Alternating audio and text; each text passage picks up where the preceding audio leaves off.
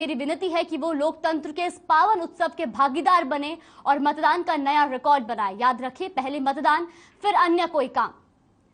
तो उत्तर प्रदेश में दूसरे चरण के लिए मतदान जारी है। इस दौरान प्रधानमंत्री नरेंद्र मोदी ने भी मतदाताओं से अपील की है कि पहले मतदान फिर कोई अन्य काम।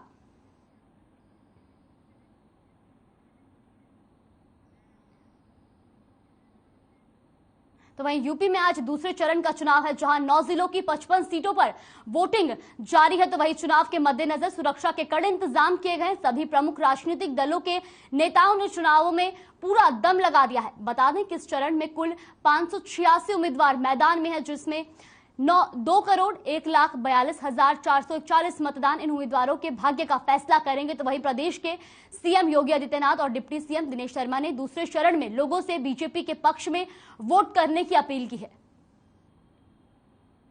तो जहां 9 जिलों की 55 सीटों पर मतदान जारी है, तो वहीं इस दौरान प्रदेश के मुख्यमंत्री योगी आदित्यनाथ और उप मुख्यमंत्री दिनेश शर्मा ने भी बीजेपी के पक्ष में वोट करने के लिए लोगों से अपील की है।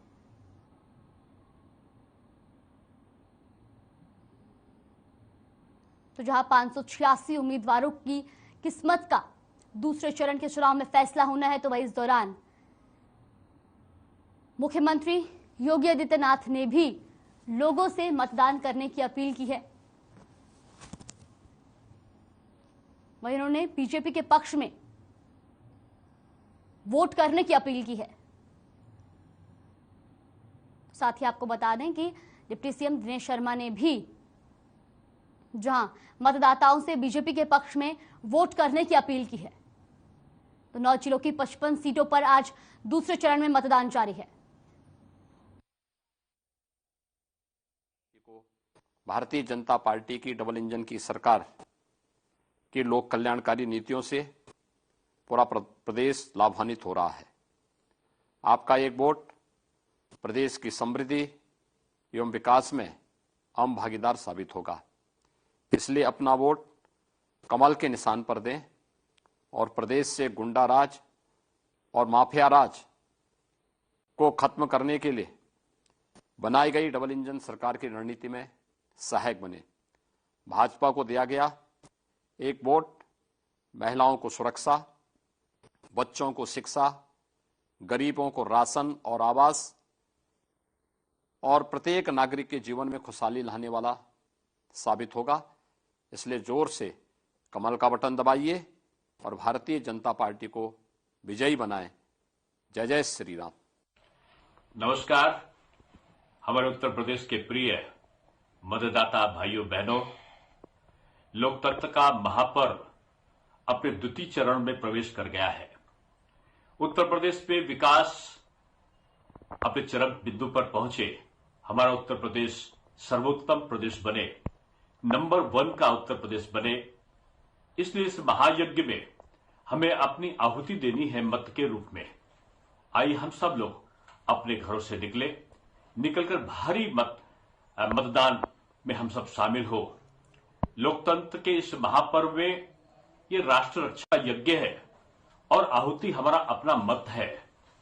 इसलिए जलपान बाद में, मतदान पहले। आइए हम सब लोग शामिल हो और शामिल होकर इस महायज्ञ में मत रूपी अपनी आहुति देकर इस प्रदेश की उन्नतशीलता के लिए कृत संकल्प हो। बहुत बहुत धन्यवाद। नमस्ते।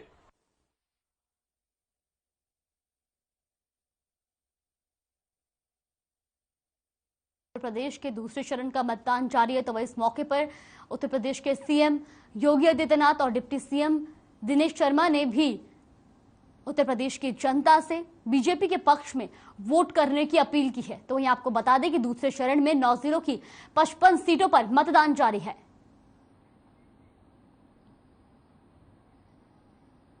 वहीं समाजवादी पार्टी ने चुनाव आयोग को पत्र लिखे मतदान प्रक्रिया में समस्याओं को लेकर शिकायत की। तो वहीं ईवीएम खराब होने की ईसी से शिकायत की गई। चुनाव आयोग से शिकायत कर कार्रवाई की मांग की गई। तो बता दें कि अगले जगह ईवीएम में दिक्कतों को लेकर पत्र लिखा है।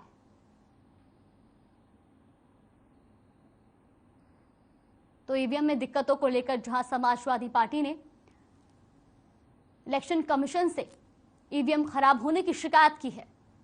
तो वही उन्होंने पत्र लिखकर ईवीएम खराब होने की शिकायत की है।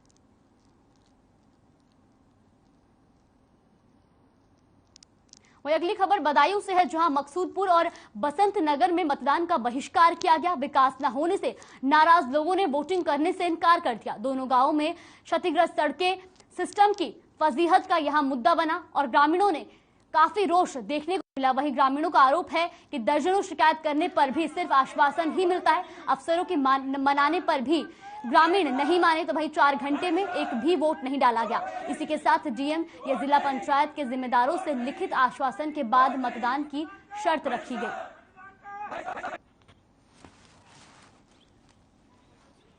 तो जहां बदायूं में मकसूदपुर और बसंत नगर में मतदान का बहिष्कार किया गया, तो वहीं आपको बता दें कि विकास न होने से नाराज लोगों ने वोटिंग करने से इनकार कर दिया। तो वहीं दोनों गांवों में क्षतिग्रस्त सड़कें से सिस्टम की फजीहत का यह मुद्दा बना।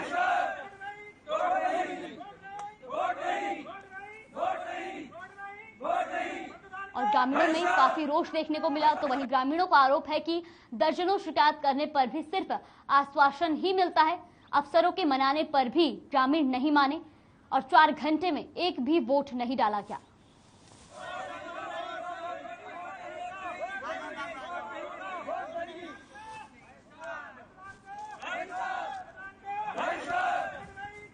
इसी के साथ डीएम या जिला पंचायत के जिम्मेदारों से लिखित आश्वासन के बाद ही मतदान की शर्त रखी गई।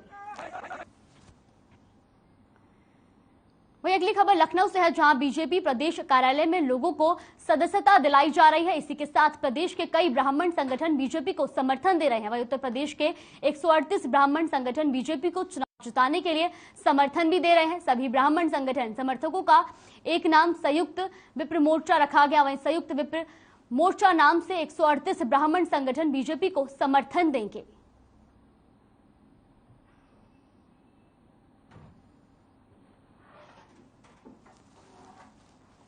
तो लखनऊ में जहां बीजेपी प्रदेश कार्यालय में लोगों को सदस्यता दिलाई जा रही है, इसी के साथ प्रदेश के कई ब्राह्मण संगठन बीजेपी को समर्थन दे रहे हैं। तो वही उत्तर प्रदेश के 138 ब्राह्मण संगठन बीजेपी को चुनाव जिताने के लिए समर्थन दे रहे हैं।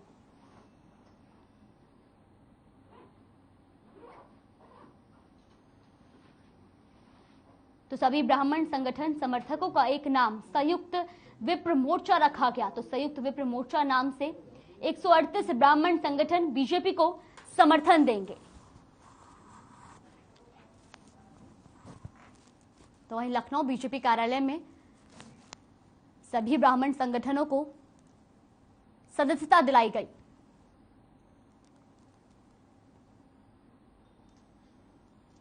लखनऊ में आज से स्कूलों में ऑफलाइन पढ़ाई शुरू होगी। आज से प्रदेश में कक्षा 1 से लेकर 8 तक के सभी स्कूल खोल दिए गए हैं। वहीं कोरोना संक्रमण की तीसरी लहर के नियंत्रण होने के बाद सरकार ने स्कूल खोलने का फैसला लिया। पहले 7 फरवरी को 9 से लेकर 12 तक के स्कूल खोले गए थे। इस दौरान कोविड नियमों का पालन करते हुए बच्चे स्कूल में पहुंचे। तो स्कूलों में प्रवेश करने वाले सभी बच्चों की थर्मल स्कैनिंग हो रही है। स्कूल के अंदर बच्चों का मास्क पहनना अनिवार्य है। तो वहीं स्कूल पहुंचे बच्चों में खुशी की लहर देखने को मिली।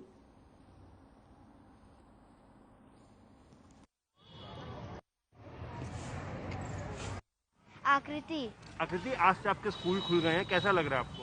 मुझे बहुत अच्छा लग रहा है। पढ़ाई घर में करते थे कि स्कूल में अच्छी पढ़ाई होती है? स्कूल में।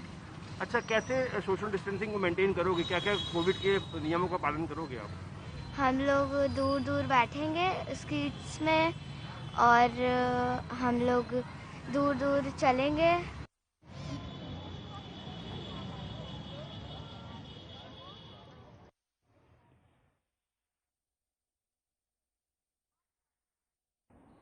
तो वहीं जिले में तेज रफ्तार का कहर जारी है। मामला महमूदाबाद थाना क्षेत्र का है, जहां तेज रफ्तार के चलते बोलेरो और कार में आमने सामने भीषण टक्कर हो गई, जिसमें एक महिला समेत 4 लोगों की मौके पर ही मौत हो गई। अचंभे वाली बात यह है कि सूचना पर पहुंची पुलिस ने वाहनों से बाहर निकाला। तो वहीं फिलहाल पुलिस मामले की जांच पड़ताल में जुटी है।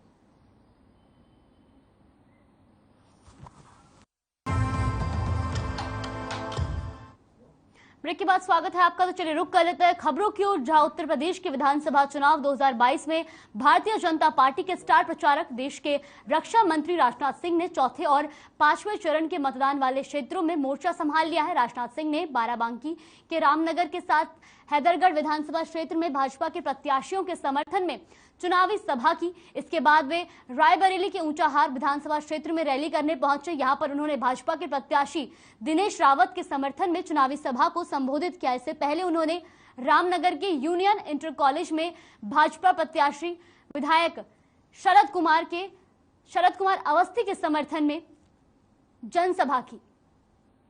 उन्होंने कहा कि भाजपा ने उत्तर प्रदेश को भय तथा भूख का बड़ा समाधान दिया है। भाजपा सरकार ने कोरोना संक्रमण के संकट में देश के 80 करोड़ लोगों के लिए मुफ्त में राशन की व्यवस्था की। इसके साथ ही साथ लोगों को छत भी मुहैया कराई गई। उनके लिए मुफ्त राशन मुहैया कराया जाना चाहिए। तो इस देश के 80 करोड़ गरीबों को मुफ्त राशन मुहैया कराने का काम भी बहनों भाइयों हमारी सरकार कर रही है। हमने उत्तर प्रदेश को भूख और भय दोनों का समाधान दिया है। इसलिए मैं कह सकता हूं वो लोग नकली समाजवादी हैं, सच्चे अर्थों में उस समाजवाद के रास्ते पर चलने वाले तो हम लोग हैं। हम समाजवादी भी हैं। राष्ट्र की स्वाभिमान पर दुनिया की कोई ताकत चोट करने की पहुंचाने की कोशिश करेगी तो उसका मुंहतोड़ जवाब देने वाले हम राष्ट्रवादी भी हैं मेरे बहनों भाई।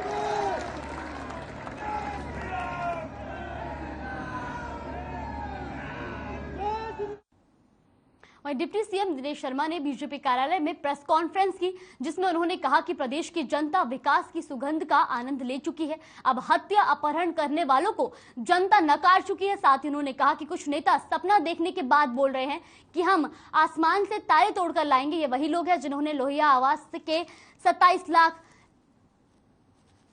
आवास भरवाए थे, वही आवास नहीं दिए थे। जितना भी हो, आज सभी अपराधी जेल में हैं।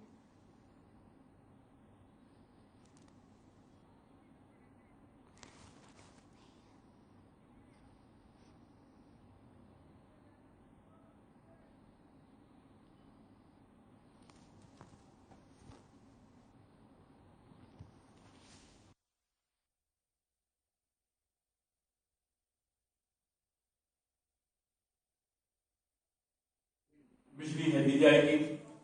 मेधावी छात्राएं हैं डिग्री में पहुंचेंगी, स्कूटी देंगे। हर मंडल में विश्वविद्यालय खोलेंगे। माध्यमिक के विद्यालयों में इंफ्रास्ट्रक्चर को हम चाहे वो स्मार्ट क्लासेस हो, चाहे वाईफाई हो, चाहे पुस्तकालय का निर्माण हो, चाहे प्रयोगशाला का निर्माण हो, चाहे आधुनिक लाइब्रेरी के साथ साथ जो कंप्यूटराइजेशन का सिस्टम हो, करने का संकल्प, कायाकल्प करने की नीति को आगे बढ़ाने का, इंफ्रास्ट्रक्चर को ठीक करने का जो हमारे संकल्प हैं। हालांकि विपक्ष के उसके बाद में हमारा तो संकल्प पत्र आया, उनकी छद्म घोषणाएं उसके बाद में।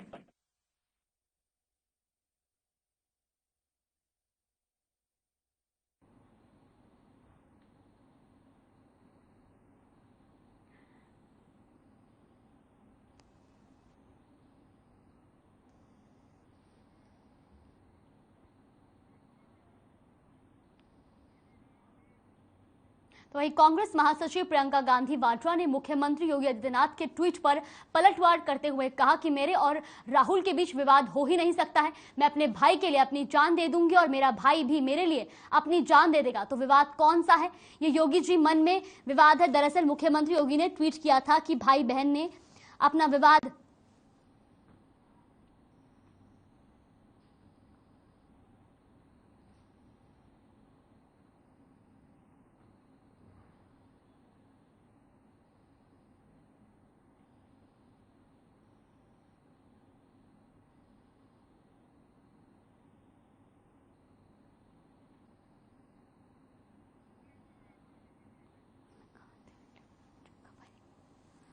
तो वही कांग्रेस महासचिव प्रियंका गांधी वाड्रा ने योगी आदित्यनाथ के ट्वीट पर पलटवार किया है। उन्होंने कहा कि मेरे और राहुल के बीच में कभी विवाद हो ही नहीं सकता। मैं अपने भाई के लिए जान दे सकती हूं और मेरा भाई भी मेरे लिए जान दे सकता है। तो वहीं मैं अपने भाई के लिए योगी आदित्यनाथ ने एक बार फिर एक निजी हमला किया है गांधी फैमिली पर, और इस बार उन्होंने कहा है कि भाई बहन के आपसी विवाद और वर्चस्व के कारण कांग्रेस डूब जाएगी। क्या रिएक्शन है आपका? रिएक्शन है कि मैं अपने भाई के लिए योगी आदित्यनाथ ने एक बार फिर एक निजी हमला किया है। रिएक्शन है कि मैं अपने भाई के लिए अपनी जान दे दूंगी और मेरा भाई भी मेरे लिए अपनी जान दे देगा। तो विवाद कौन सा? योगी जी के मन में विवाद है, लगता है भाजपा में जो विवाद है उसकी वजह से कह रहे हैं, जो उनके बीच और मोदी जी और अमित शाह जी के बीच में विवाद चल रहा है।